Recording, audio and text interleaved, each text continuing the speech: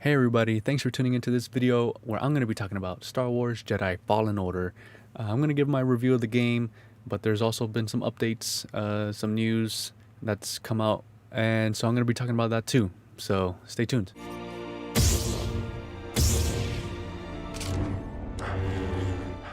So as I alluded to, there was some news back in January about the game getting an upgrade for the new consoles. So I'm going to be talking about that in a little bit, but just to refresh everyone's mind, this game came out in November of 2019, and November of last year, November 2020, Microsoft and EA partnered up so that EA games are now available on Xbox Game Pass. So that was big news. So if you have Xbox Game Pass, you have Star Wars Jedi Fallen Order, as well as a bunch of other EA games. So I recommend checking that out. So the recent news regarding Star Wars Jedi is that they were going to increase the performance of the game on the new consoles. And so the performance gains that we're going to see, according to EA, is increased frame rates from 45 to 60 across all new systems. Moving into the story of the game and kind of my thoughts on it. Overall, I did enjoy it. I played it on the second highest difficulty, so there were some moments of frustration. It's kind of an open world format, and literally you can go to different worlds at any time, but if you follow the story, you'll have better experience if you're going with higher difficulties. If you're going on a lower difficulty, then you might not get stuck in certain parts. In this game, you start off as a force-sensitive character who is hiding because in this point in the history of Star Wars, you're hiding and because of the Order 66. So, Asher, are you okay? Something is. No! No! getting back to, you do have the Empire as the main antagonist in this game. Specifically, there's a character who has a close relationship to someone in your crew. You kind of flesh out that story as you go along, but then you also have bounty hunters, and someone else in your crew has a bit of a gambling habit, and so they get in with the wrong people.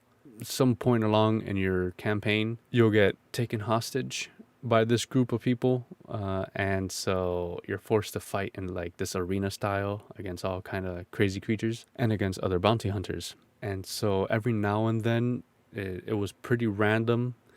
You'll be doing your regular mission stuff, so all of a sudden you enter this new area and there's these bounty hunters there.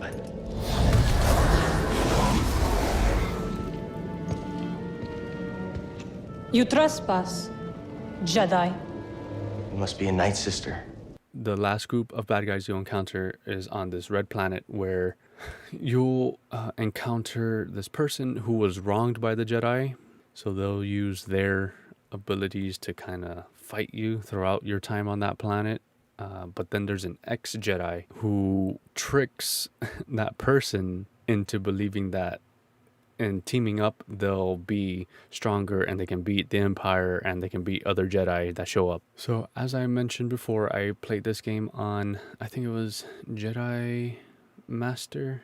Yes, Jedi Master. So there's one more after that, but my experience with that difficulty was a little frustrating at times. I did get stuck in certain parts with certain bad guys, and it was a bit frustrating because the way the game is set up is if you die in a battle, you'll revert to your last save, and you have to manually save at these checkpoints that you find in different parts of the map.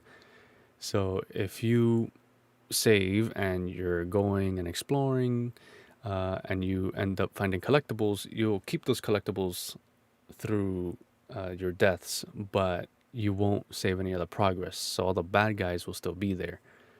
But so it did take getting some used to the controls, but in a lot of the situations, you'll want to evade and use your blocking abilities. So definitely use that in combat. That, you don't have to be super aggressive all the time because you'll just end up dying faster. So just keep that in mind. So saving is definitely a big part of this game. But another big issue that I faced in particular with boss battles is that within boss battles, I didn't get any checkpoints. I think in only one boss battle you get a checkpoint. But other than that, if you lose in a boss battle, you have to start from the beginning of that battle. Oh my gosh. So in fighting one of the Inquisitors and fighting the main Inquisitor, it took me a couple times and 2 different gaming sessions to complete. So in this game, on the difficulty that I played on, it encourages you to get as much XP as possible. And you can do this in different ways other than fighting. You can get XP from finding different objects. So throughout the different maps, there is a bit of an exploration aspect to it. So sometimes there's something hidden in a dead end where it'll give you XP, and there are certain things too that will increase both your force essence and your life essence. So how that works is you find 3 life essence objects and you'll increase your health. And if you find 3 force objects, then you'll increase your force abilities. And when you use force in battle, regular attacks don't drain force, but your heavy attack does. And obviously when you use force pull or force push, you obviously use your force meter. So you definitely want to look for those type of objects where you can. And with your droid, there are some objects that increase his abilities that can be used in combat. So one of the things you'll find in the world is extra stim shots. So when you're low on health in the middle of a battle, you can count on your droid to provide you stim shots. But at the beginning, I think you only have 2 or 3. And so in different parts of the maps, in the different worlds, you'll find extra stim shots, which come in handy. I was stuck in this battle against the former Jedi. I probably did it like 20 times, but the one time I was like, okay, let's take a step back, let's explore a little bit.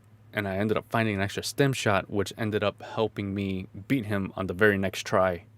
So in a lot of these tough battles, you have to balance between aggressiveness and defensiveness. And if you're doing too much defense, that drains your force, at least in my experience. And if you're too aggressive, you leave yourself open to heavy attacks. And that's something that this game also at least tips you off, is when an enemy is about to use a heavy attack, you'll see the enemy glow red. And once you beat the game, you unlock this mode called Story Plus. And I didn't get into it, but I imagine it's something similar to in the Batman series, the Batman Arkham series. When you beat the game, you unlock Story Plus, and at least from the Batman experience, you don't get these cues from the bad guys. But at times there were button mashing moments. So if you get turned off by that, you're gonna have a tough time with this game a little bit, because there's not really a lot of combos.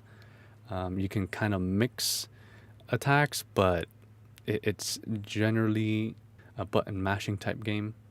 So I kind of just want to talk about the the leveling up portion of the game and how it ties into the story a little bit.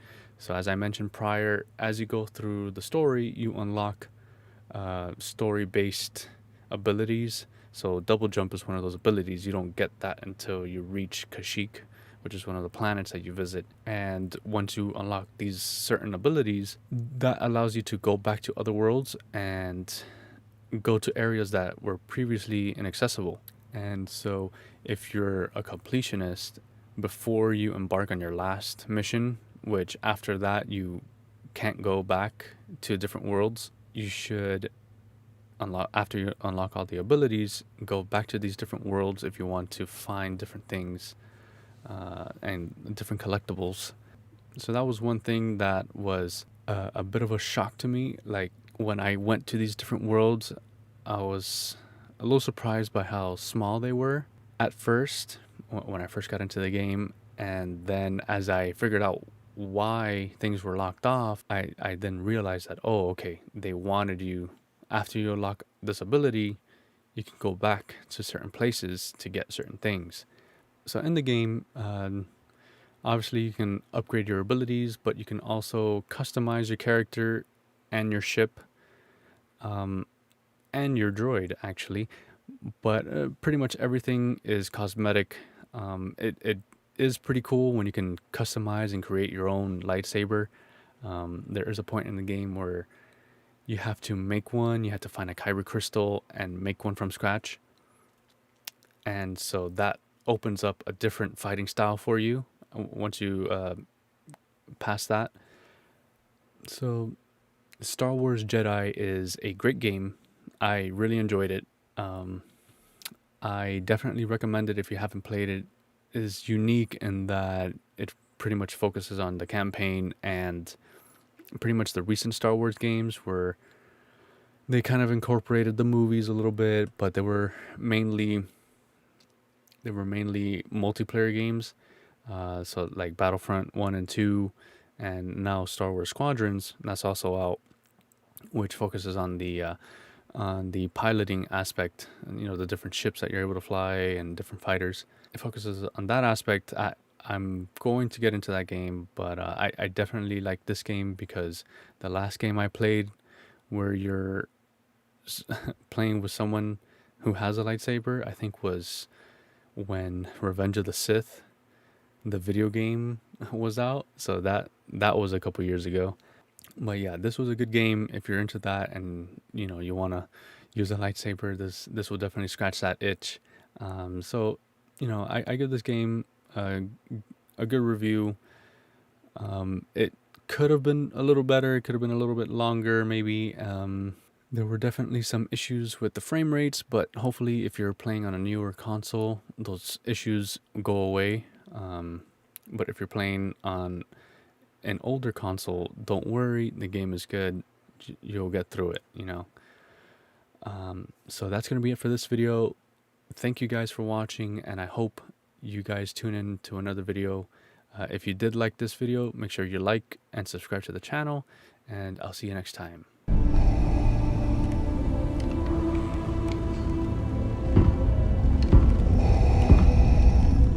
You have failed me, Inquisitor. Avenge us!